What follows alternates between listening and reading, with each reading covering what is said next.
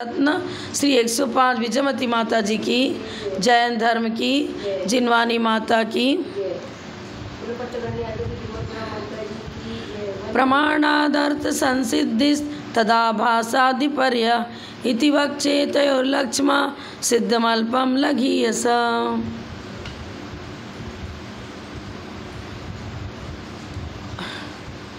कल बताया था व्युत्पन्न व्यक्ति जो है ना वो तथोत्पत्तियाँ होने पर होना, नहीं होने पर नहीं होना, इसको अन्यथा अनुत्पत्ति कहते हैं। इतने मात्र से साध्य की सिद्धि कर लेता है, मतलब अन्य उदाहरण उपनय निगमन आदि की उन्हें आवश्यकता नहीं होती। साध्य बिना भावित्व निश्चितो हेतु, जो इस प्रकार का अन्वय व्यतिरेक के लिए जो हेतु है, हेतु और पक्ष दो ही व्युत्पन्न पुरुषों के लिए अनिवार्य है, अन्य की आवश्यकता नहीं है। इसको उदाहरण से और स्पष्ट कर रहे हैं।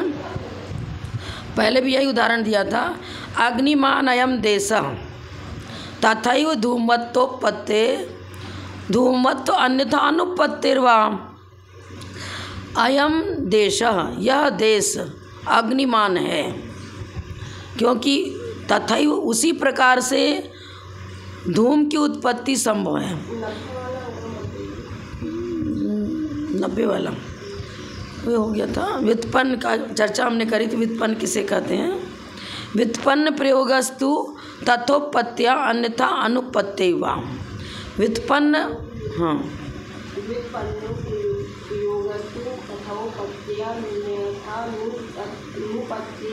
हाँ, कल इसका संदर्भ लिया था। व्युत्पन्न किसे कहते हैं? विद्वान, सामान्य विद्वान की यहाँ चर्चा नहीं है।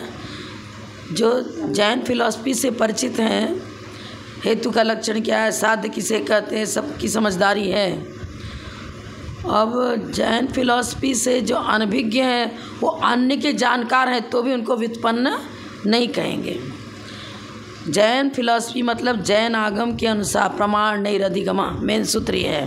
प्रमाण और नयों की विवक्षा अनुसार हेतु से साध्य की सिद्धि करना, इस प्रकार की प्रोसेस से जो साध्य को साधते हैं वो व्युत्पन्न हो गए। व्युत्पन्न माने ज्ञानी, हाँ, विशेषज्ञ। अब व्युत्पन्न प्रयोग, व्युत्पन्न पुरुषों के लिए पक्ष और हेतु दो की आवश्यकता है। तथोपत्त्य, होने पर होना, अन्यथा अनुपत्ति, नहीं होने पर नहीं होना, यही तो है। अन्यथा माने अन्य प्रकार से, अन्य प्रकार से साध्य की सिद्धि नहीं हो सकती। साध्य की सिद्धि कैसे होगी? अन्वय व्यतिरेक पूर्वक होगी। होने पर होना, नहीं होने पर नहीं होना। व्युत्पन्न पुरुषों के लिए तथोपत्ति, उसी प्रकार से साध्य की उत्पत्ति संभव है, अन्यथा अनुपत्ति, अन्य प्रकार से साध्य की सिद्धि नहीं हो सकती है। मतलब मात्र उदाहरण, मात्र उपनय, मात्र निगमन, अगर हेतु की समीचीन व्यवस्था नहीं है तो उदाहरण उपनय निगमन से साध्य की सिद्धि नहीं हो सकती है, क्योंकि समर्थ कारण ही साध्य को सिद्ध कर पाएगा। समर्थ कारण मतलब जो हेतु की परिभाषा परीक्षा मुख में दी है, क्या? सक्रम भाव नियमो अविनाभाव, और अविनाभाव पूर्वक ही साधनात् साध्य विज्ञानम अनुमानम। हाँ, साध्य के साथ जिसका अविनाभाव संबंध हो उसे हेतु कहते हैं। साध्य अविनाभावित्व निश्चितो हेतु, साध्य अविनाभावित्व निश्चितो हेतु। इस प्रकार का हेतु ही साध्य को साध पाएगा। और साध्य भी कैसा होना चाहिए? जो प्रमाण का विषयभूत अनेक धर्मात्मक हो। अनेक धर्मात्मक वस्तु ही प्रमाण का विषय बनती है, और उसी को हमें साध्य बनाना पड़ेगा। एक धर्मात्मक वस्तु को साध्य बना देंगे तो साध्याभास हो जाएगा वो तो। ये यहाँ बता रहे हैं। साध्य के सद्भाव में साधन का होना तथोपत्ति, इसको तथोत्पत्ति कहते हैं। अगर अग्नि नहीं है तो धुआं कहाँ से होगा? धुएं को देखकर अग्नि की जानकारी हुई, क्योंकि धुएं के साथ अब अग्नि का व्याप्ति बैठ रही है, मतलब विषम व्याप्ति है, लेकिन है तो व्याप्ति। कार्य है धुआं। अगर धुआं है तो अग्नि अवश्य है। जहाँ जहाँ धूम है वहाँ वहाँ अग्नि है, लेकिन जहाँ जहाँ अग्नि हो वहाँ धूम हो भी सकता है और नहीं भी हो सकता। तो तत्वोत्पत्ति यहाँ धूम के साथ अग्नि की बन रही है। साध्य के अभाव में, अर्थात अग्नि के अभाव में। साध्य किसको बनाया था? अग्नि को। तो साध्य के अभाव में साधन का न होना अन्यथा अनुपत्ति है। अब अग्नि ही नहीं है तो धूम कहाँ से होगा? धुएं के होने पर अग्नि का होना।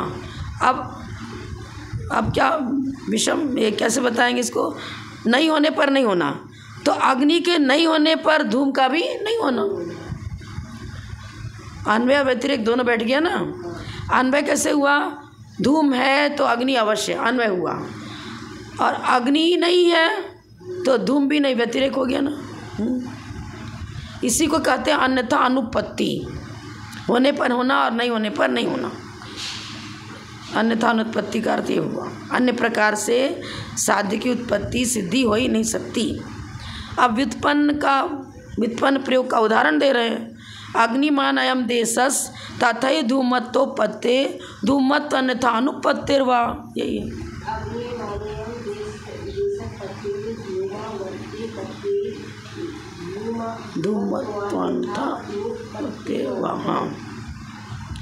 अयम देश, यह देश अग्निमान है। कैसे जाना? किस कारण से, कैसे समझा कि यह देश अग्निमान है? हेतु दे रहे हैं, हेतु से साध की सिद्धि होगी। हेतु क्या दिया? धूमवत्व, धूमवान होने से। तथै धूमोत्पत्ति, अग्नि नहीं होती तथै माने उसी प्रकार से धूम की उत्पत्ति संभव है। अर्थात अग्नि के होने पर ही धूम की उत्पत्ति संभव है। धूमवत्व, धूमपना, अन्यथा अन्य प्रकार से नहीं हो सकता। अनुपत्ति, उत्पत्ति नहीं हो सकती। धूम की उत्पत्ति अग्नि के बिना नहीं हो सकती। यही अर्थ है खास है, जिसको पहले से कहते चले आए हैं, वही चर्चा यहाँ भी है। यह प्रदेश अग्नि वाला है, क्योंकि अग्नि के सद्भाव में ही यह धूम वाला हो सकता है।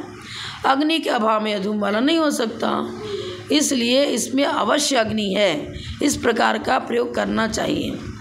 इस दृष्टांत से दृढ़ किया जाता है कि विद्वानों के लिए उदाहरण वगैरह के प्रयोग की आवश्यकता नहीं है। पक्ष और हेतु न्याय दीपिका में आपने यही पढ़ा।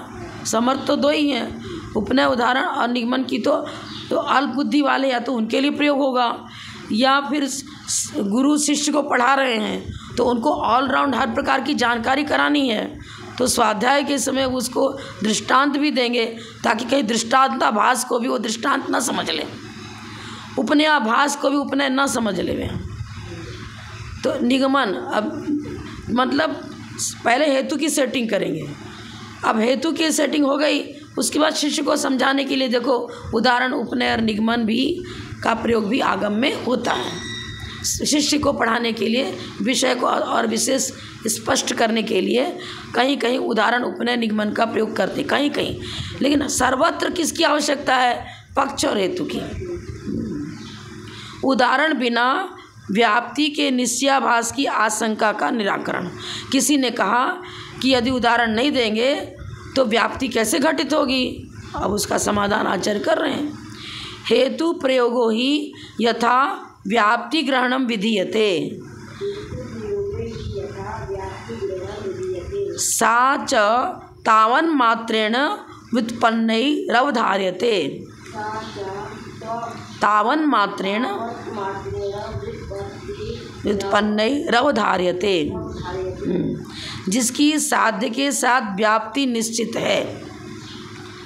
हेतु का प्रयोग ही व्याप्ति को ग्रहण कर लेता है।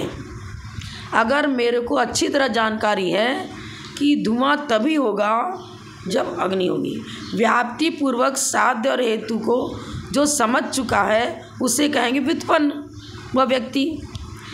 अब जब व्याप्ति उसे मालूम है तब उदाहरण देने की आवश्यकता क्या है? मुझे पूरी अच्छी तरह मालूम है कि धुआं है तो अग्नि अवश्य होगी। अब वो कहेगा ही नहीं कि मुझे उदाहरण देके समझाओ। उपनय, निगमन, उदाहरण आदि की आकांक्षा उसके अंदर में होगी नहीं, क्योंकि निर्णय हो चुका। हेतु का प्रयोग जिसकी साध्य के साथ व्याप्ति निश्चित है, ऐसा हेतु। वो धूम के साथ ही बनेगी अग्नि की।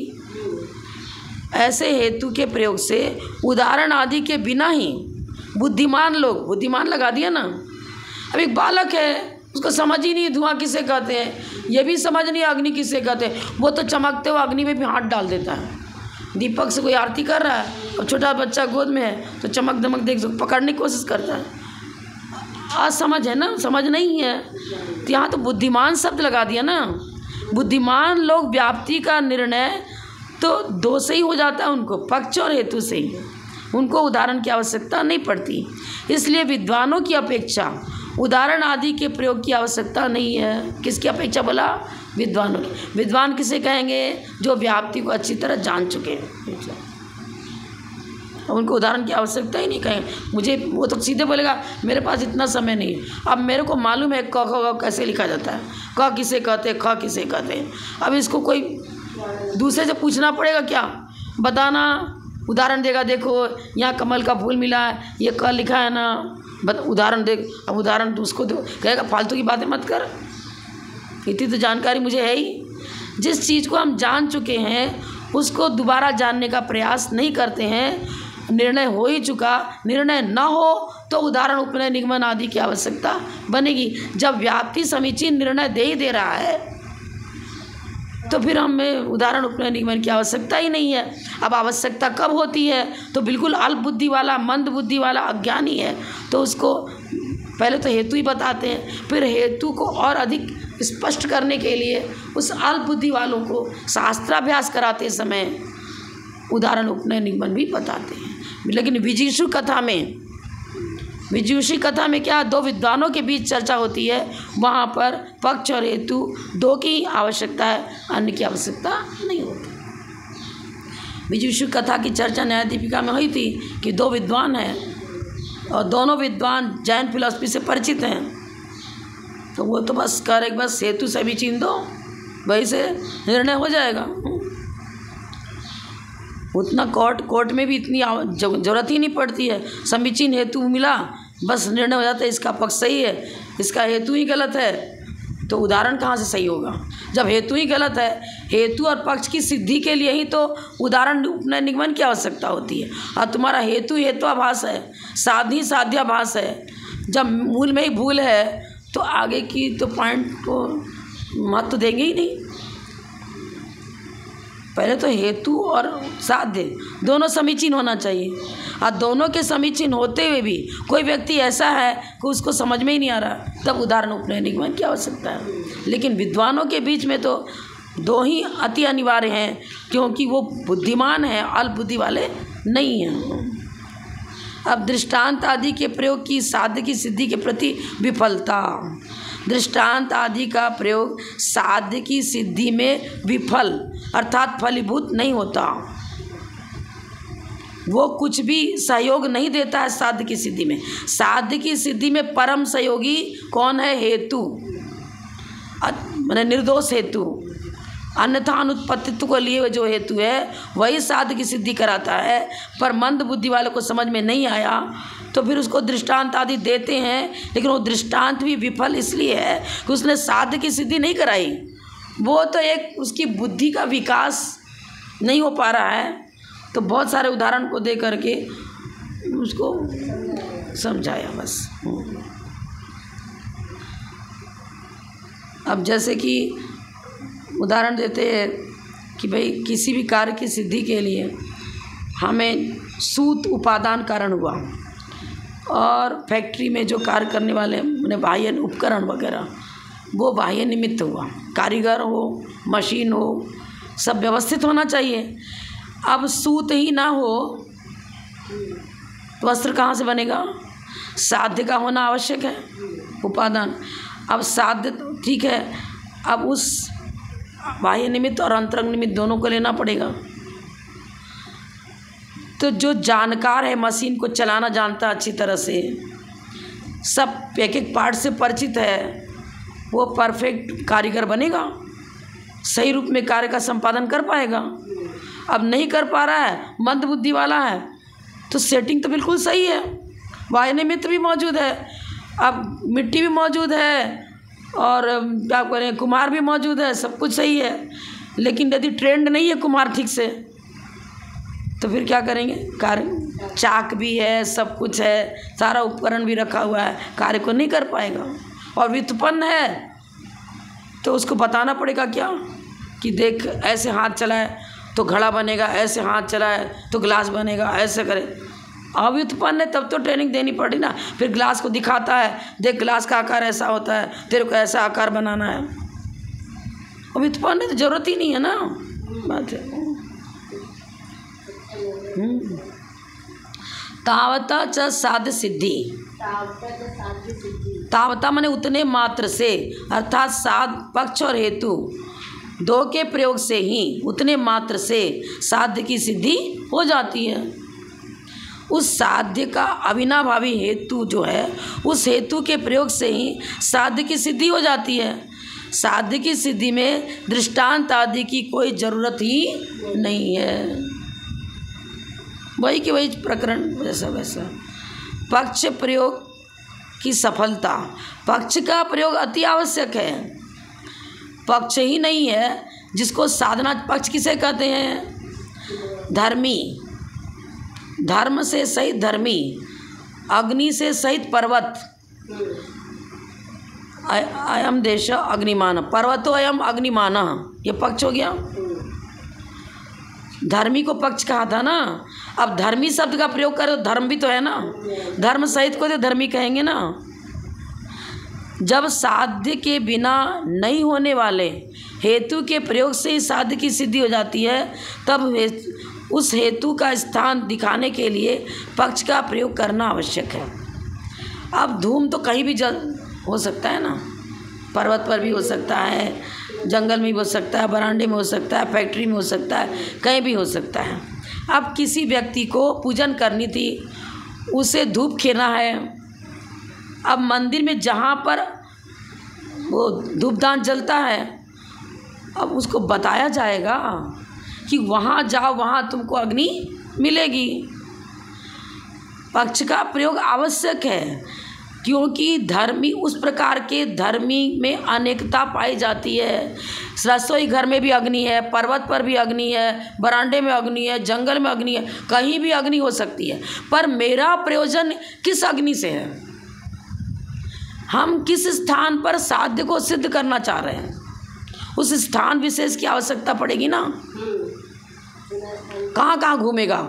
हमने किसी व्यक्ति को कहा अरे अग्नि लेकर आ जा, वो तुरंत पूछेगा कहाँ से अग्नि लानी है? पूरे गांव में क्या घूमता फिरेगा क्या?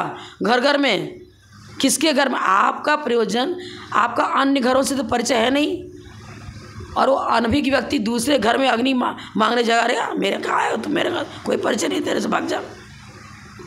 लेकिन स्थान विशेष बताएगा, क्योंकि उसी स्थान से उसको अग्नि लाना इस समय प्रयोजनभूत है। वो मंदिर में है और मंदिर में सभी के पूजन की व्यवस्था इसी प्रकार से है, जहाँ धूपदान रखा है वहीं पर माली जाकर अग्नि जलाता है और सब वहीं सेट कर देता है। फिर इसको जिसको चाहिए वहाँ से उठाकर ले आते हैं। तो स्थान विशेष भी तो बताना पड़ेगा ना। हाँ हाँ, धर्म और धर्मी दोनों की चर्चा करनी पड़ेगी। पक्ष धर्मी को कहेंगे, स्थान विशेष धर्मी बता रहे हैं तो धर्म सहित चर्चा हो गई ना। जब साध्य के बिना नहीं होने वाले हेतु के प्रयोग से साध्य की सिद्धि हो जाती है, तब उस हेतु का स्थान दिखाने के लिए पक्ष का प्रयोग करना भी आवश्यक है। आप हेतु को कहाँ साधना चाह रहे हो? धूम को आपने बताया तो उस धूम को ये भी तो बताना पड़ेगा कि अरे देख वो धुआं पर्वत से ही निकल रहा है, तो पर्वत पर अग्नि, ये बोलेगा वो तो। बालक कोई खड़ा है, शिष्य खड़ा है, उसको बताया जा रहा है, व्याप्ति सिखाई जा रही है और कह रहे यहाँ धूम है। अब पर्वत से उसको कांटेक्ट करके बताएगा कि देखो ये पर्वत से निकल रहा है ना, धुआं निकलते हुए दिखा रहा है, पर्वत से धूम निकल रहा है, इसलिए पर्वत पर ही अग्नि को साधेगा। उस समय, जिस समय जहाँ से धुआं निकल रहा है, उस समय उसी क्षेत्र को तो अग्निमान बताया जाएगा ना। यानी पक्ष में स्थान विशेष भी, स्थान विशेष स्थान विशेष।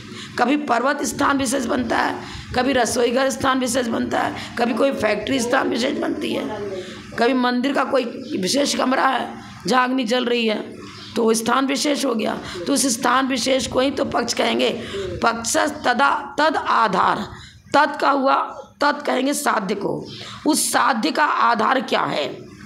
तत्शब्द सर्वनाम है ना, अग्नि को साध रहे हैं तो तत्शब्द साध्य का सूचक हुआ।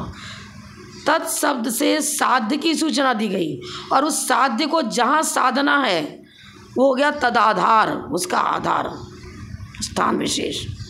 स्थान विशेष की सूचना भी देना अति अनिवार्य है, नहीं तो नगर में तो बहुत जगह अग्नि जल रही है, अब वो कहाँ अग्नि लाने जाएगा?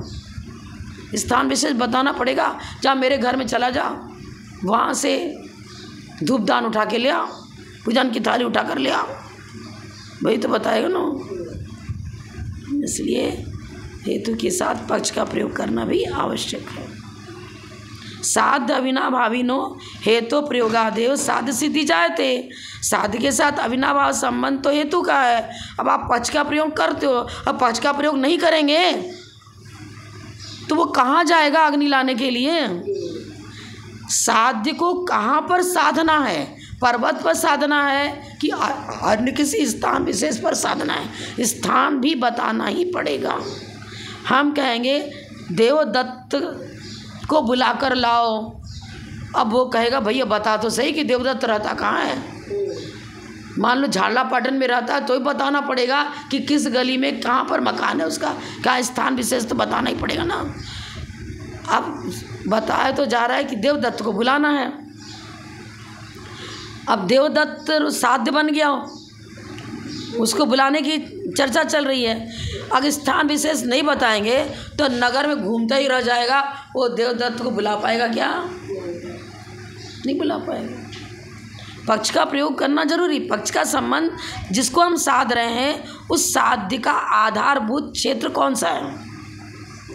साध्य का आधारभूत क्षेत्र को बताने के लिए पक्ष का प्रयोग करना भी अति अनिवार्य है, क्योंकि साध्य को पकड़ रहे हैं तो साध्य में तो नाना जीव, हमें जीव को साधना है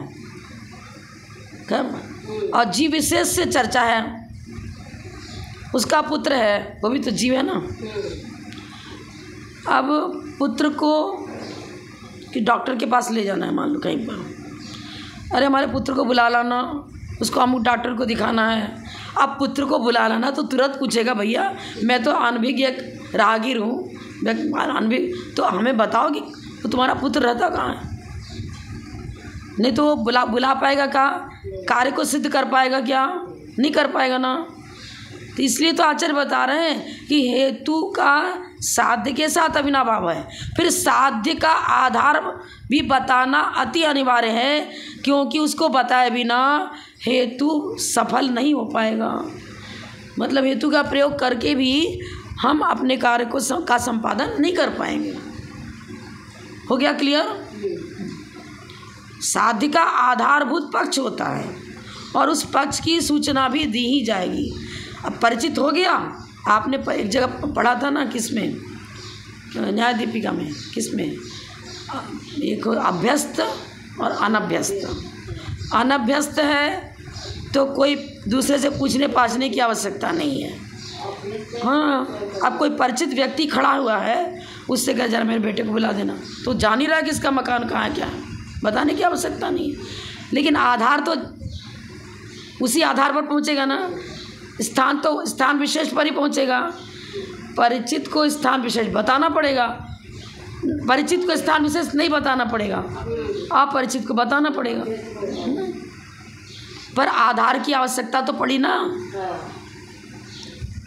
आधार तो लेना ही पड़ेगा ना।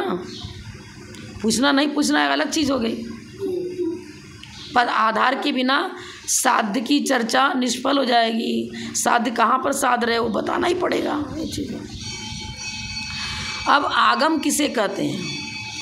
आगम जैनागम से संबंध है यहाँ।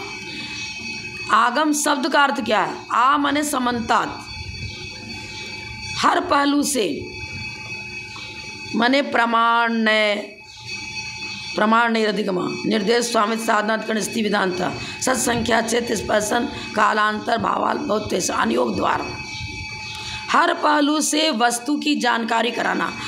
माने समन्तात, हर दृष्टि से, हर प्रकार से, निश्चय से, व्यवहार से, उपचरित से, अनुपचरित। गम माने गम्यति अर्थात जानकारी कराना, गम्यति माने बोध कराना, जानकारी कराना। गम शब्द ज्ञान, ज्ञान अर्थ में भी आता है, गमन अर्थ में भी आता है, चलने अर्थ में भी आता है।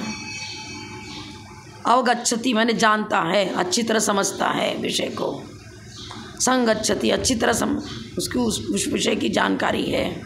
अब प्रकरण के अनुसार गम धातु का प्रयोग होगा। यदि जानने का प्रकरण है तो वहाँ गम कार चलना ले लेंगे, और कुछ जानकारी कराई जाती है और वहाँ भी गम धातु का प्रयोग हो रहा है तो ज्ञानार्जन अर्थ ले लेंगे उसका।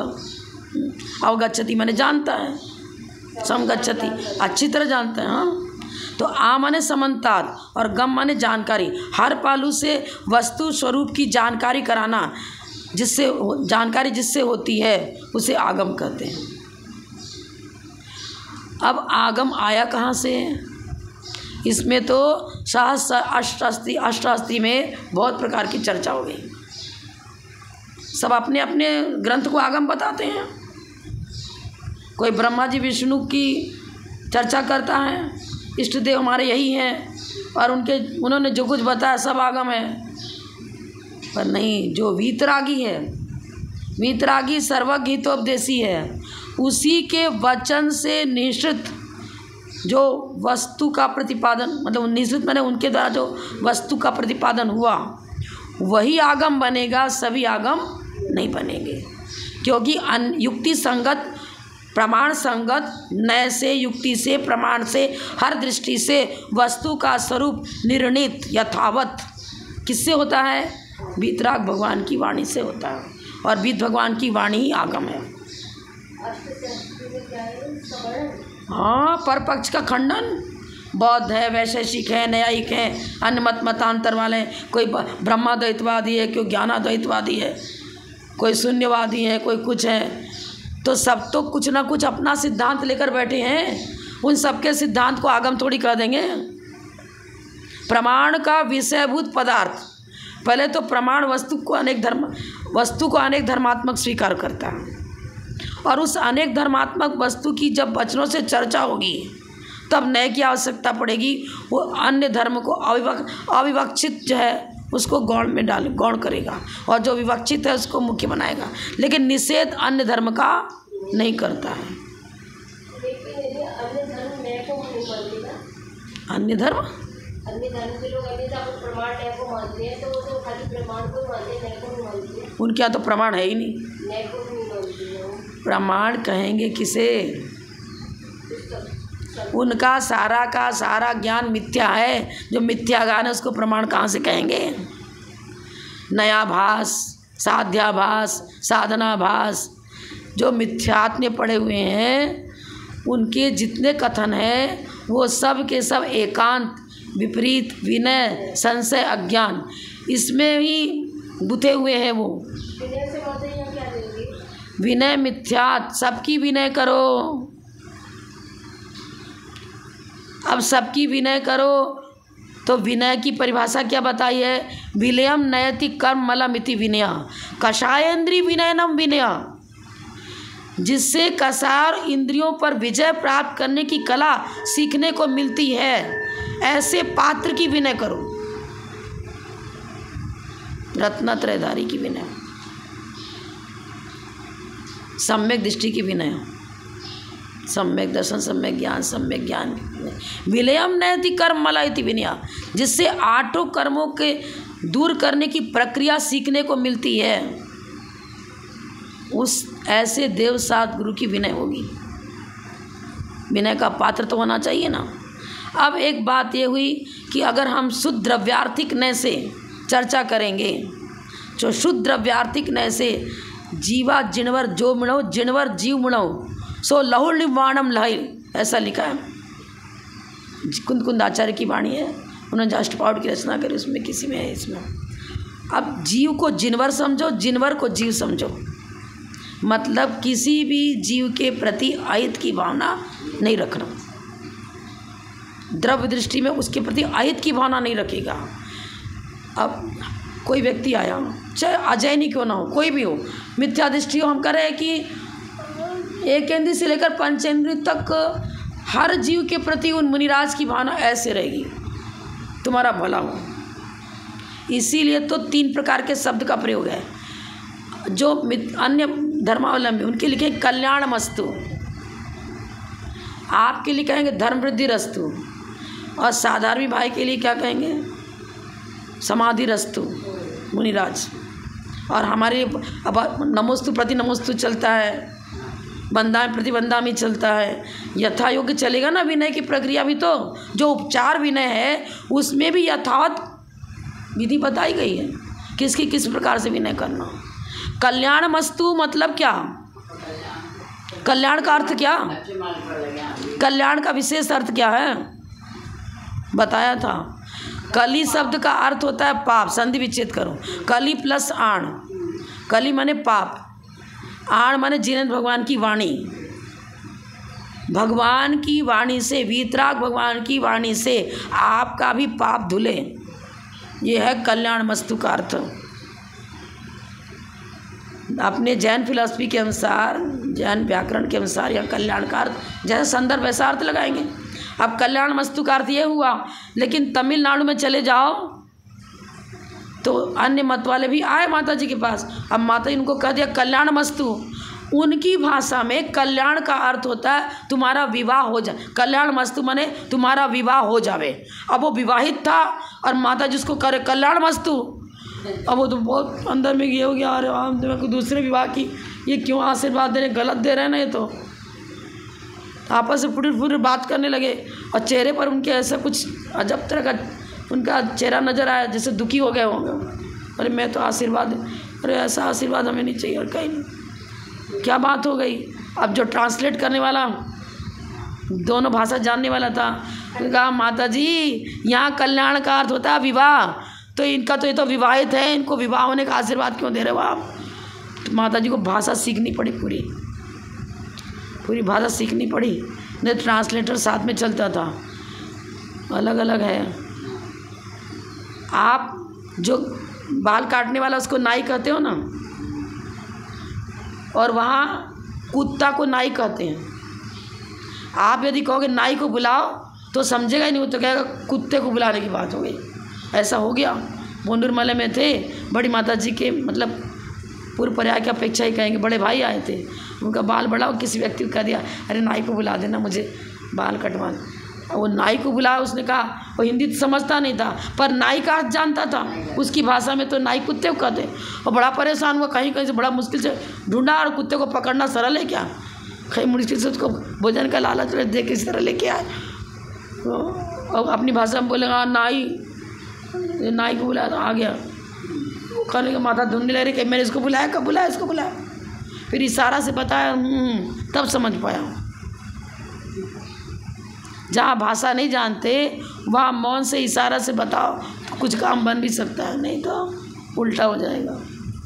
इसीलिए तो संदर्भ के अनुसार नए क्या करेगा, 4 निक्षेप बताए, कौन कौन, नाम निक्षेप, स्थापना निक्षेप, द्रव्य निक्षेप, भान, प्रकरण के अनुसार किस प्रकरण में कहाँ पर किस शब्द का क्या अर्थ लेना चाहिए, यही तो बता रहे। आगम में प्रमाण, नए, निक्षेप आदि की चर्चा इसलिए करी है कि उनके अनुसार वस्तु तत्व का निरूपण, और वो हो गया आगम।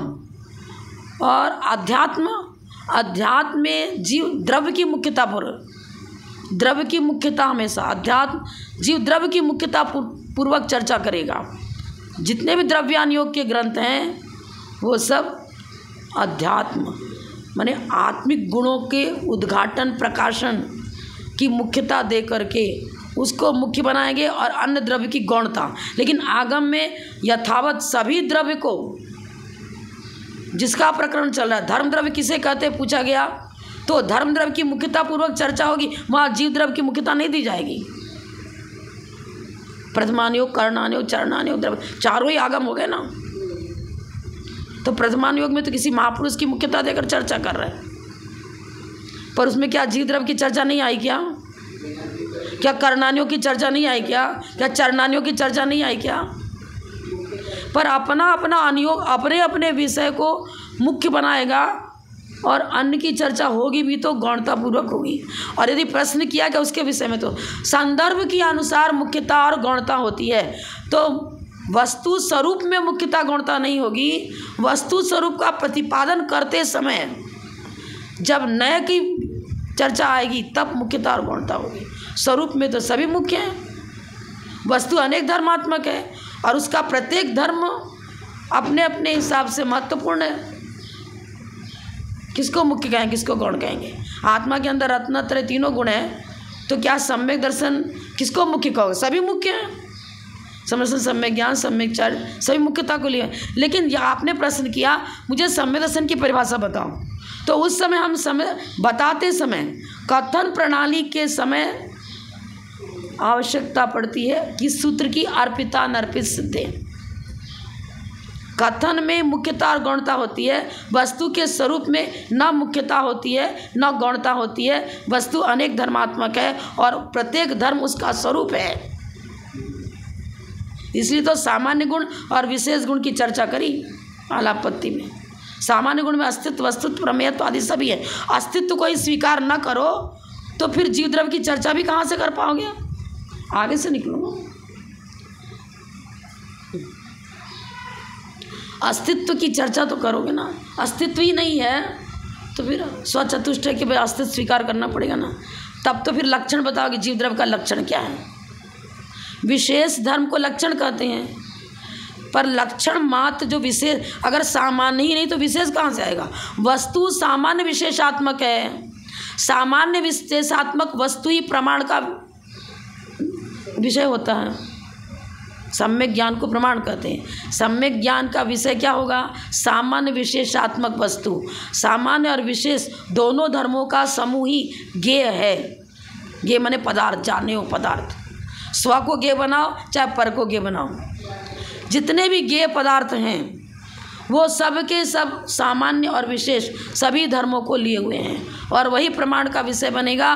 तो आप्त वचन में स्याद्वाद, अनेकान, सप्तभंगी न्याय गर्भित है। तो आप्त के वचन तथा अंगुली संज्ञा आदि से होने वाले अर्थ ज्ञान को आगम कहते हैं। अब अंगुली वचन आदि लगा दिया ना, आदि माने इत्यादि। अब कोई व्यक्ति ऐसा है इसको कान से सुनाई नहीं पड़ता है, तो सुन ही नहीं पा रहा तो आप्त का वचन कहाँ से ग्रहण करेगा? पर बहरे भी सम्यक दृष्टि हो सकते हैं, संकेत से जानेंगे ना। एक बार क्या हुआ, ये जो आचार्य महाविकृति महाराज का विहार करा रहे थे तो बीच में फलों का बगीचा मिला, बहुत सारे संतरे से नजर आने लग गए। तो गाड़ी वाले ने अपने गाड़ी रोक दिया, अरे व्यक्ति को तो खरीद लेंगे जैसे भी होगा, यहाँ से तोड़ना है मुझे। तो अब कोई दिखाई नहीं, पर उन्होंने तोड़ना चालू कर दिया। अब अनभी की जो भी हो, अब तोड़ के अब वो दौड़ा जो जंगल में लकड़ी वकड़ी काटते हैं ना, वो दौड़ा आया करेगा। अब वो भाषा से उसकी भाषा समझते नहीं थे, ये मारवाड़ी है तो राजस्थानी, समझ नहीं रहे उनकी भाषा। अरे कुछ नहीं, पैसा दे देंगे तेरे को। अरे नहीं, पैसे की बात नहीं है, इसको खाना मत। वो किम्पाक फल उसको बोलते हैं, देखने में लगता है संतरे की तरह। अब उसको वो कितना भी मना करे इसको यहीं छोड़ दो, छोड़ने को तैयार नहीं। तो उन्होंने एक्शन से बताया, मर जाओगे तुम, जला देंगे तुमको लेकर, मर जाओगे तुम। इसको मुंह पे डालोगे ना, हाँ मर जाओगे, इशारा करके बताया। अब उन्होंने सब फेंक दिया उठा के। किस बहुत होशियार है आचार्य भी, यहाँ बहुत बुद्धिमान होते हैं। मात्र आत्मवचन नहीं लिखा, आत्मवचन के साथ आदि और लगा दिया। अब आदि से जो बहरा है, गूंगा है, नहीं समझ पा रहा है, तो वो क्या सम्यक दृष्टि नहीं बन सकता क्या? वो मोक्ष मार्ग नहीं बन सकता क्या? आदि शब्द से क्या लिखा? संकेत आदि। लिख रहे हैं ना, आदि शब्देन अंगुल आदि संज्ञा परिग्रह, उंगली आदि के द्वारा संकेत करते हैं। कोई व्यक्ति उंगली आदि के द्वारा संकेत करेंगे।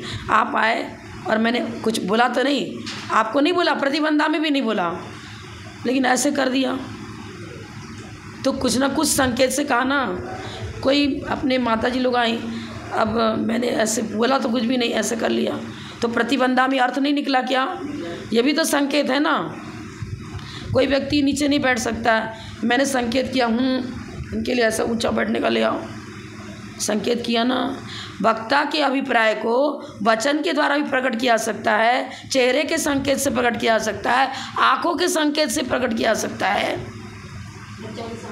आहार में क्या होता है? संकेत करना भी एक अतिचार है, लेकिन क्या होता है, दातार यदि सुज्ञ नहीं है, विशेष रूप से आहार पत्ति को जानकार नहीं है, तो हमें अब क्या करें? शरीर है इस प्रकार का कि अनुकूलता प्रतिकूलता, यदि प्रतिकूल आहार करते रहेंगे तो हमारी साधना में कुछ बाधा आ जाएगी। तो कह दो कि अच्छे से सशक्त नहीं है, वो निर्बल है, कोई साधु रोगी है, तो वो तो चुपचाप हाथ बन के, हम तो हाथ बन के बैठ गए, अब तुम टटोलते रहो। फिर आ जाएंगी विनीता, अच्छा कोई जानकार आएगा, अरे माता जी को अभी लिक्विड लेना है, आप रोटी देते चले जा रहे हो, उनको गर्मी का दिन है, प्यास की बात है, इसलिए माता जी हाथ बंद कर लिया, आँख भी बंद कर लिया और हाथ भी बंद कर लिया, बैठे रहो।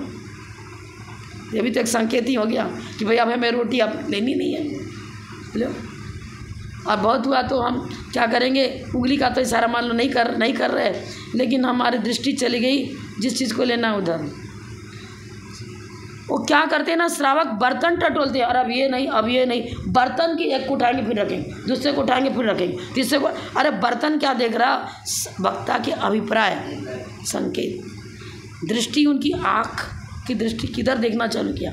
हमने पीछे के पाटे पर कलश रखा था, उस पर देखना चालू किया, तो आप समझ लो कि भाई कलश वाला चीज़ लेना है माता जी, जो चीज़ कलश में रखा है। सांकेतिक भी एक सांकेतिक भाषा होती है, भाषा ही हो गई। ये भी हमारे साधु के लिए अतिचार है, मैं नहीं कर रही हूँ कि अतिचार नहीं। पहले आप आचार्य समरज महाराज जी थे, ये लोग आचार्य समरज महाराज जी का तो ऐसा हो गया कि कुछ प्रोग्राम विशेष होगा, ज़्यादा पब्लिक आई थी आहार देने को, अब उन्होंने हाथ खोला, अब सब सामान डालते गए, आचार्य श्री बिल्कुल साइलेंट, अरे हाथ भर गया। अब माता महाराज कुछ बोल ही नहीं रहे, और डालने वाले डाले जा रहे, इधर पहाड़ बना दिया, डालते गए। महाराज तो इशारा करते ही नहीं है कभी। अब उन्होंने डाल दिया, हाथ पूरा इस तरह भर गया कि संशोधन हो ही नहीं सकता, हाथ छोड़ दिया, बैठ गए।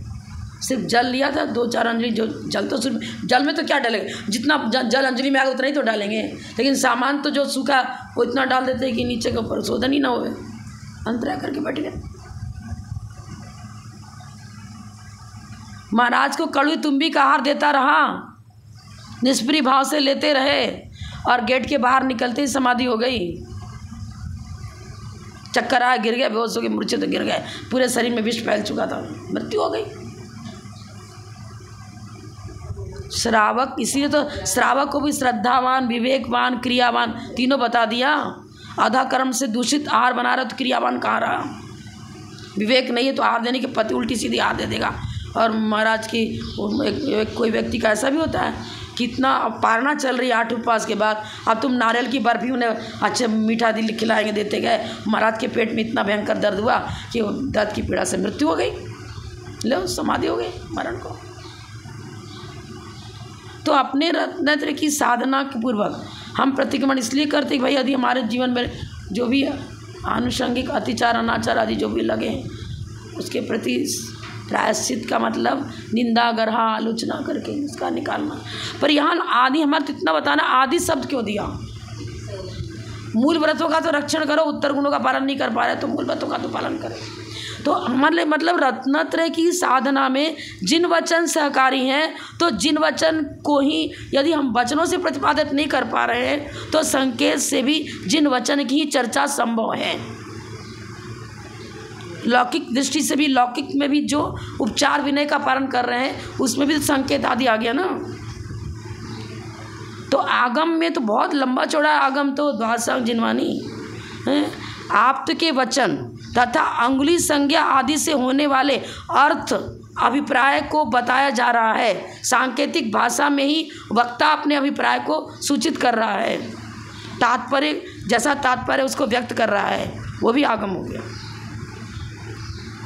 जिनका अखंड मौन है, अब वो 2 बहन चर्चा चल रही है।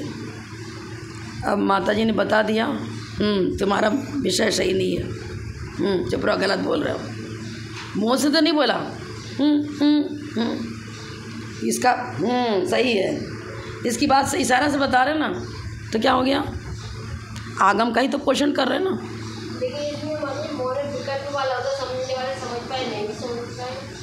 तो आप जो व्युत्पन्न की आगम है तो व्युत्पन्न, तो आगम की गहरी चर्चा कौन करेगा, जो व्युत्पन्न वही तो चर्चा करेगा। उसको कह देंगे फिर बाद में आना, छुट्टी मन खुले जब आना। संकेत से अस्ति नास्ति दोनों की सूचना दी जाएगी। जा बाद में आना। सप्तभंगी न्याय है यहाँ तो, जैसा प्रकरण प्रमाण नए निक्षेप, इतने बड़ा उपकारी चीज़ हमें मिला है।